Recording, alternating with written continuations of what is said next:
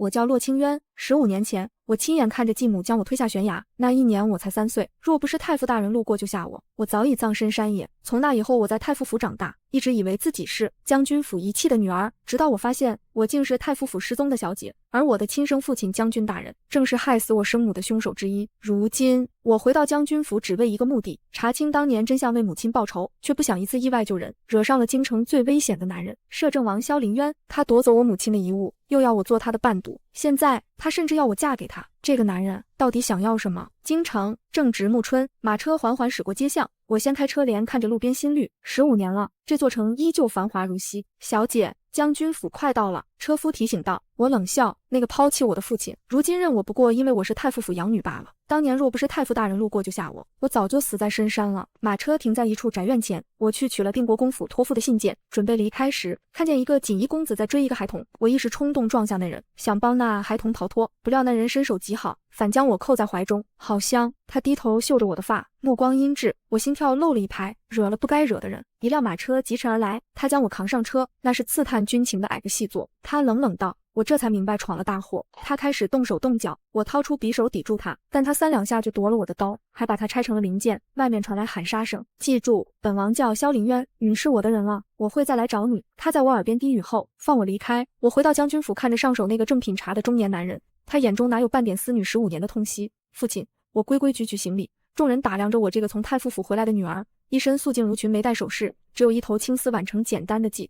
怎么才这么点东西？不是在太傅府长大的吗？洛婉仪冷嘲热讽，我在太傅府也是寄人篱下，我平静应对。这话让众人都暗自舒坦。继母苏氏笑道，太傅府再显赫，清渊在那儿也是外人。他说给父亲听，他们是想通过我攀上太傅府。父亲要走时，我拿出一个檀木盒子，里面是一块上等的和田玉。这玉，父亲眼中闪过贪婪，我说是求太傅大人买的，其实这玉就是要他的命。我是这世上唯一盼着生父早死的人，这玉不会是偷的吧？洛婉玉突然说道，玉上刻着父亲的名字。我不慌不忙，父亲一看果然有他的名字，立刻训斥洛婉玉不懂事，还责怪苏氏叫女无方。苏氏脸色难看，安排我住进偏院。他忘了这整个将军府都是太傅府的赏赐。等人退下后，苏氏试探地问，你还记得15年前的事吗？15年前，我凌厉地看向他。夫人是说我在山中失踪的事，你都想起来了？苏氏脸色一变，我知道他在害怕什么。若我说出真相，父亲为了名声必不会放过他。他没想到我能在深山活下来，还能回到将军府。我忽然笑了，我那时才3岁，什么都不记得了。是太傅大人在山中发现救了我。苏氏松了口气，其实也没什么，就是我们去山中上香，你不听话自己跑了才丢的。我心里冷笑，这一试探证实了当年就是他故意把我扔在山里。若不是太傅大人带兵打猎，路过救了我，我早就喂了狼。他大概不知道，我听见了他说害死我生母的话，这笔账我一定要慢慢跟他们算。夫人，我还是叫您夫人吧，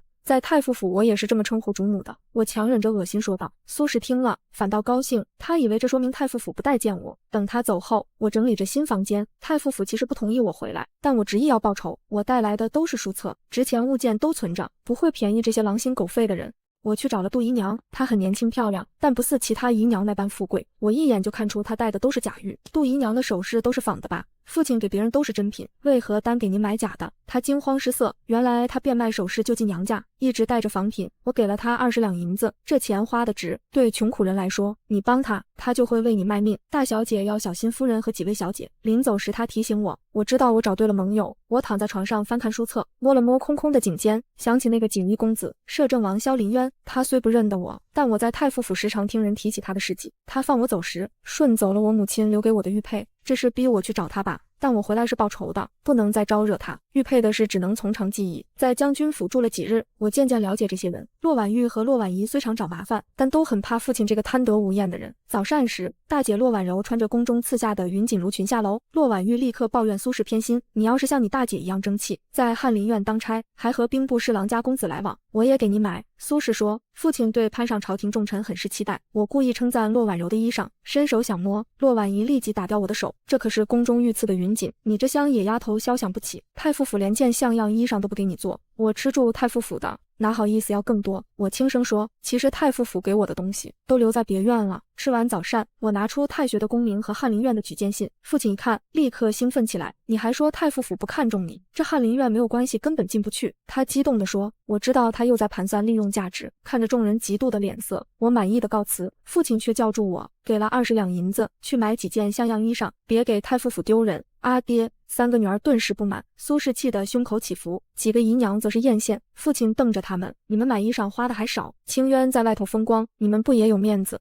他看着骆婉柔的新衣裳，忽然说，把衣裳托给你妹妹，她今日要进宫面圣。阿爹！骆婉柔尖叫，这可是宫中御赐的衣裳，我还要穿去赴宴，你衣裳最多，还怕没得穿？父亲重重放下茶盏，骆婉柔咬牙将衣裳摔在我脸上，我默不作声的接过，心里冷笑。出了将军府，我立刻把那件花里胡哨的衣裳扔给丫鬟。在太傅府，这种款式我看都不会看一眼。太傅府的衣裳都是宫中绣房亲制。我从包袱里拿出一件月白色暗纹锦缎长裙，腰间系着一条镶嵌碎玉的银丝带，就这一条腰带就抵得上几家铺子的价钱，却让简单的衣裳立刻显得高贵典雅。到了宫门外，我看见骆婉柔正和几个官家小姐说笑，他们看我的目光带着轻蔑，想必是听说了我这个乡野来的妹妹，姐姐的衣裳很衬你。骆婉柔假意夸赞，是吗？我觉得太俗气，就让丫鬟拿去当抹布了。我淡淡道。骆婉柔脸色铁青，这时太监尖声喊道：“娘娘有旨，宣将军府大小姐骆清渊觐见。”我从容上前，众人窃窃私语，不知太后为何单独召见我这个刚回京的弃女。刚进殿门，就听见一道熟悉的声音：“这不是早上那个小美人吗？”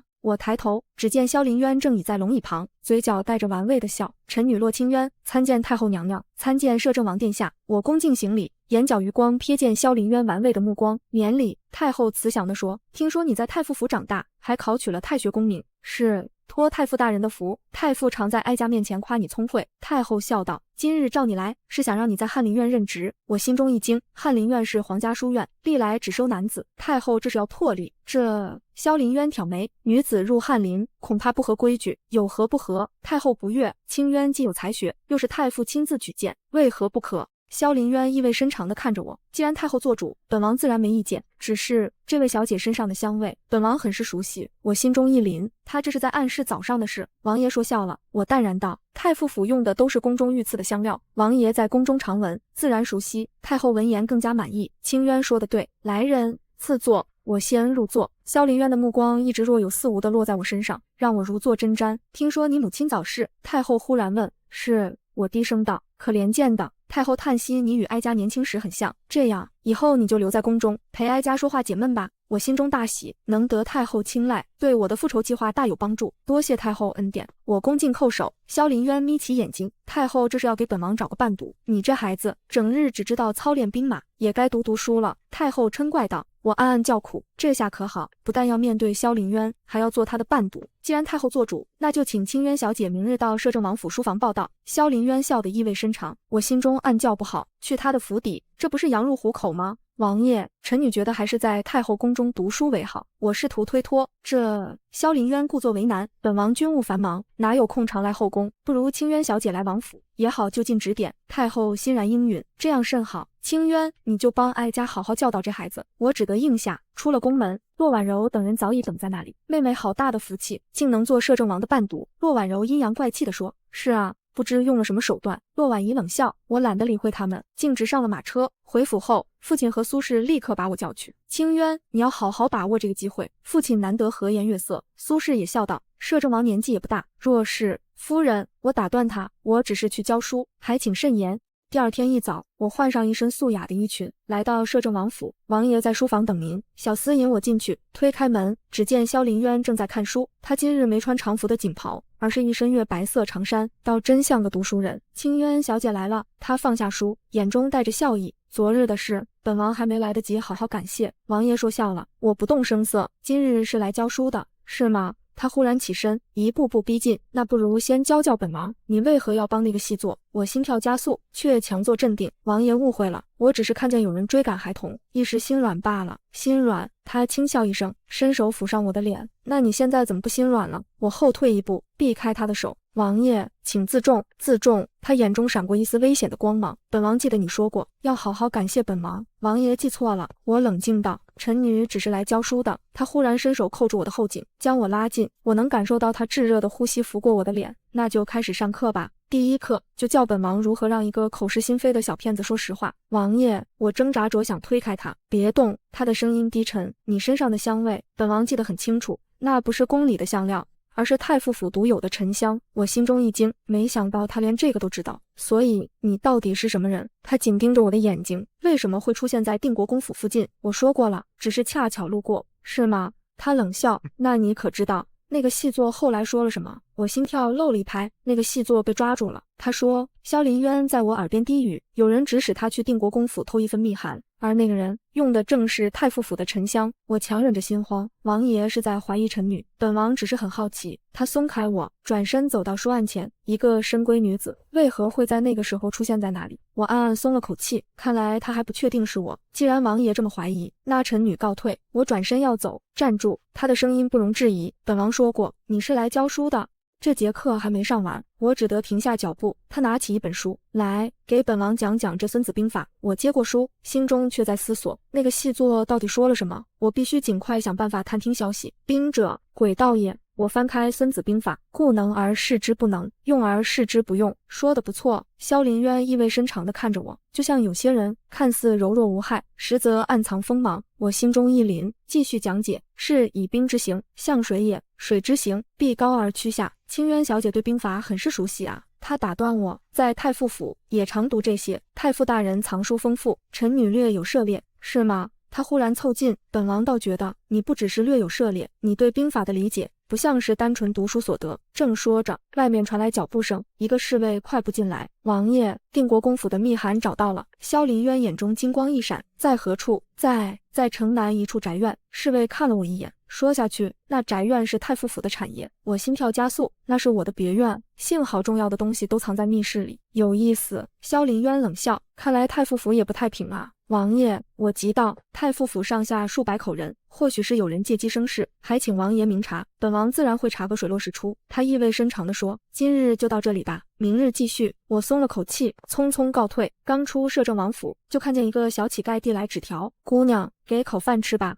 我扔给他一块碎银，接过纸条，打开一看，上面写着，细作已招，当心，是太傅府的人传来的消息，我必须尽快回别院一趟。小姐，回将军府吗？丫鬟问。不，去城南。我吩咐道，得在萧林渊的人搜查前把东西转移。我心跳加速，他怎么会提起这事？臣女不知此事。你当然不知道。他意味深长地说，因为你那时才3岁，对吗？我强忍着心慌，王爷这是什么意思？没什么。他忽然笑了，本王只是觉得你和太傅府的关系似乎不只是养女这么简单。王爷多心了，是吗？他走到我面前，那本王问你，你可知道太傅府的沉香从何处来？我一愣，这个问题太突然，听说是西域进贡的。错。他冷笑，那是太傅夫人亲手调制的，而这个方子只传给他的亲生女儿。我心跳几乎停止，他怎么会知道这个？王爷说笑了。我勉强笑道，太傅夫人早逝，臣女从未见过她。是吗？他忽然伸手捏住我的下巴，那你为何会用他独创的沉香？我一时语塞。本王查过了。他目光如炬。15年前，太傅府的小姐并非失踪，而是被人害死了。我瞳孔一缩，他竟查到这个地步。同年，将军府的3小姐也在深山失踪。他继续道，太傅大人恰好路过，救了一个与死去女儿年纪相仿的女童。王爷想说什么？我强自镇定。你说你3岁时失忆，可你身上的一切都在证明你就是太傅的亲生女儿。他冷笑，你回将军府不过是为了查当年的真相吧？我沉默不语，他已经猜到了这么多，再狡辩也无用。本王很好奇。他松开我，你既是太傅的女儿，为何要冒充将军府的弃女？王爷既然查得这么清楚，想必也知道原因。我抬眼看他，你想查将军府与定国公府的勾结？他眯起眼睛，所以才会在定国公府附近徘徊。王爷要抓我吗？我平静地问。他忽然大笑，抓你？本王若想抓你，还用等到现在？那王爷想怎样？合作？他意味深长地说，本王也想查清定国公府的事，不如我们联手如何？王爷为何要和臣女合作？我警惕地问。因为你手里有本王想要的东西。他意味深长地说，比如那些密函。我心中一惊，他知道密函在我这里，臣女不明白王爷的意思。别装了。他冷笑，本王早就知道，这些年你一直在暗中收集证据，你想查的不只是将军府，还有定国公府。我沉默片刻，问王爷又为何要查定国公府？因为他们勾结外敌，意图谋反。萧林渊眼中闪过寒光，本王已经盯了他们很久，只是一直没有确凿证据，所以王爷需要我手里的密函。不止如此，他走近一步，本王还需要你的身份。你既是太傅的女儿，又是将军府的三小姐，能同时接触到两边的消息。我冷笑，王爷就不怕我是在演戏，故意接近你？你若是演戏，就不会在发现密函被找到后，这么快赶来别院。他目光如炬，你是真的在查这件事？我沉默良久，终于开口，王爷想要什么条件？很简单，他说你配合本王调查，本王帮你报仇，就这样。我不信，当然不止。他忽然伸手抚上我的脸，你若答应，本王还可以给你一个身份，让你不必再躲躲藏藏。什么身份？摄政王妃。他轻声说。我猛地推开他，王爷说笑了，本王从不说笑。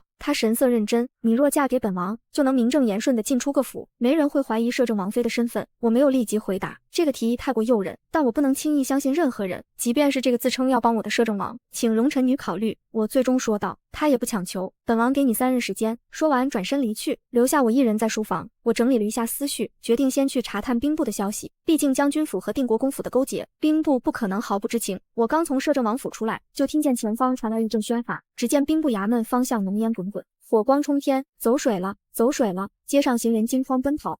我正要离开，却见一个4、5岁的孩童往火场跑去。那孩子穿着绣金锦袍，一看就是权贵之家的公子。小公子，快回来！守门的侍卫想拦，却被火势逼退。我来不及多想，提起裙摆就追了上去。在太傅府时习过轻功，几个起落就追上了那孩子。月儿，月儿！外面传来一道焦急的男声。我抱着孩子刚冲出火场，就见一个身着墨色锦袍的男子大步走来。那人面容俊美，却带着几分阴鸷之气。月儿！那人快步上前，舅舅！韩月挣脱我的怀抱，扑向那人。我这才看清来人，正是兵部侍郎韩愈。我暗暗记下这个名字，兵部正是我要查的重点。谁让你乱跑的？韩愈抱起韩月，声音带着寒意。月儿低着头，小声道：看见衙门起火，怕舅舅有危险。这时奶娘也跌跌撞撞地跑来，跪地求饶：大人饶命，是奴婢看管不力。小公子说要吃糕点，奴婢只离开片刻，奶娘的衣裳都被汗水浸透，显然是找了许久。从明日起，多派2个侍卫跟着。韩愈淡淡道，显然是知道这孩子的性子。一个奶娘看不住，是。奶娘如蒙大赦，连连应是。月儿忽然指着我道：舅舅，就是这位姐姐救了我。韩愈这才仔细打量我，我一袭素雅长裙，虽是简单装扮，却自有一番气度，绝非寻常人家女子。更难得的是，竟敢为救人闯入火场。这位姑娘救了月儿，本官感激不尽。她拱手道：不知姑娘是民女骆清渊。我俯身行礼，不过举手之劳，骆家3小姐。韩愈眸光一闪，久闻大名，本官改日定登门道谢。我心中一凛，这位韩侍郎似乎对我格外关注，莫非他知道些什么？待人群散去，我才发现手臂被烧伤，但比起套出兵部的秘密，这点伤算不得什么。我望着韩愈离去的背影，在心中暗暗记下这条线索。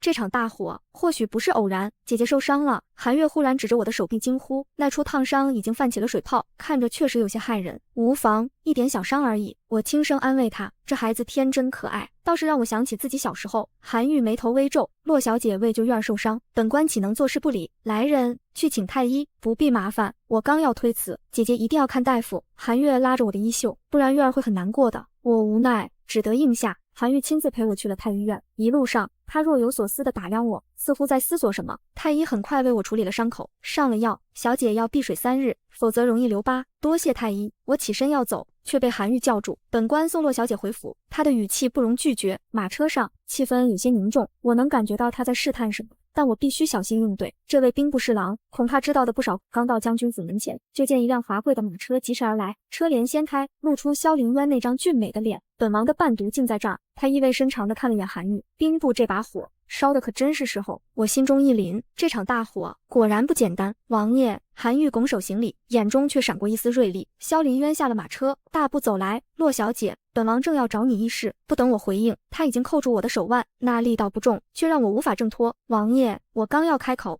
怎么你要拒绝本王？他凑近我耳边，声音危险，还是说你更愿意和韩大人待在一起？我暗叫不好，这位摄政王这是吃醋了。臣女不敢。我低声道，只是今日受了些伤。受伤？他眸色一沉，目光落在我的手臂上。谁干的？是救人时不小心。本王说过，你是本王的人。他冷冷打断我，以后这种事不许做了。我心中又气又急，这男人凭什么管我？可他已经拉着我上了马车。临走前，他意味深长地看了眼韩愈。韩大人，兵部的事本王改日再与你细谈。马车里，他仔细检查我的伤口，神色阴沉。这么大的伤，就为了救个孩子，那是人命关天的大事。我不服气，你的命就不是命了。他忽然捏住我的下巴，本王给你3日考虑婚事，你就这么糟蹋自己？我不许拒绝。他霸道地打断我，从今日起，你的安危由本王说了算。我正要反驳，马车忽然停下，原来已到了太傅府。我本想直接回将军府，但他执意要亲自确认我的伤势，无奈之下，我只得随他前去。萧林渊停下脚步，手臂环住我的腰，脸上带着邪魅的笑。他看向一旁的侍卫陈统领，定国公府那边起火了。我瞪他一眼，果然，他不信我说的话。是王爷，定国公府走水，幸得洛小姐救了定国公大人的幼孙。陈统领道。我点头默认。萧林渊立即扯我的衣袖，你说受伤了，让本王看看。不必了，韩大人已请太医处理过。我拍开他的手，韩大人。他眯眼，清渊，离那地方远些，你也不简单，我该离你远些才是。我反驳，他自己就不是善类，还说别人。他笑道，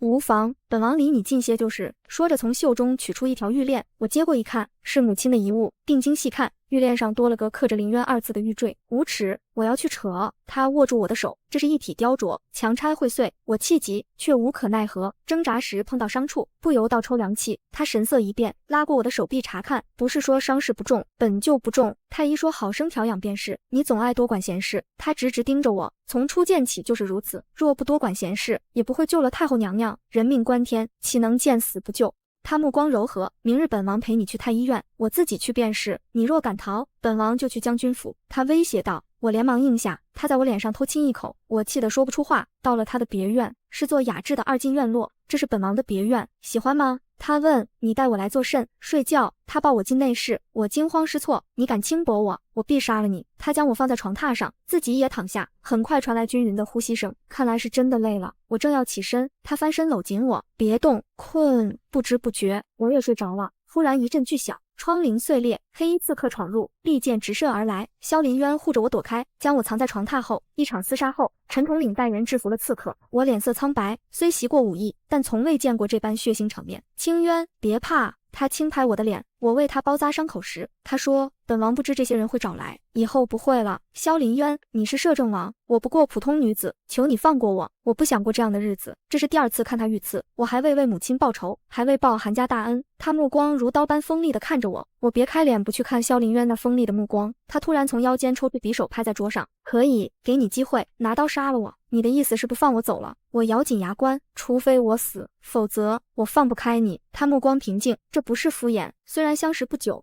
但感情与时间无关，真该感到荣幸，能被堂堂摄政王看上。我无力地坐下。我回京城是为了报仇，却不想把自己推入了更深的漩涡。他给我披上外衣后离开，不久端来一碗粥。清渊，吃些东西。我别过脸去，但在他和陈统领的劝说下，还是吃了。我现在摆脱不了他，只能等报完仇后逃到他找不到的地方。送我回将军府时，他叮嘱明日上午我来接你去太医院。回到府中，苏氏立刻质问我去向，骆婉仪更是说看见我与男子同乘马车，他们在父亲面前添油加醋，说我行为不检点。父亲大怒，正要责罚，丫鬟急匆匆进来，老爷，摄政王殿下在门外，说要见小姐。厅内瞬间安静，我心中冷笑，不知萧林渊是否听到了这些人对我的诬陷。摄政王在门外，这句话让厅内所有人屏住呼吸。父亲连忙将家法递给下人，亲自去迎接。苏氏气得不轻，掐了骆婉仪一把，蠢货，事情都没弄清就胡说，这下等着你父亲收拾你们吧。父亲领着萧林渊进来时，满脸谄媚，王爷驾临，真是蓬荜生辉。萧林渊目光落在我身上，骆小姐为救人受伤，